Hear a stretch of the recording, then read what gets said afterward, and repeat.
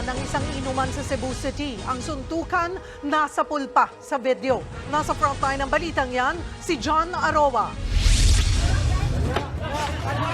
Sa viral video na ito noong Sabado sa Barangay Lahog, Cebu City, tila naging boxing ring ng 4 na lalaki ang sidewalk katabi ng pinag-iinuman nilang bar. Kanya-kanya silang palitan ng suntok at palo. Hanggang sa matumba na sila sa kalsada.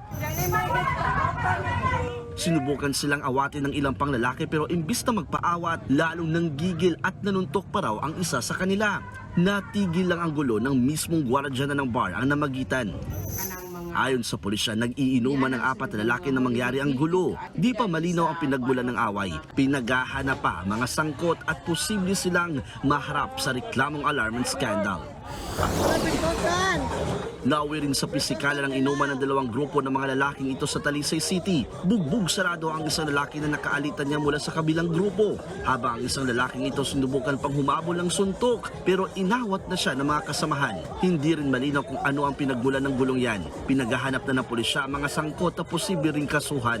Nagbabalita mula sa Frontline, John Aroa, News 5. Mga kapatid, Cheryl Cosim po, huwag maging huli at maging una sa lahat sa balitaan. Para sa tuloy-tuloy na talakayang sa Frontline, mag-follow at mag-subscribe sa social media pages ng News 5.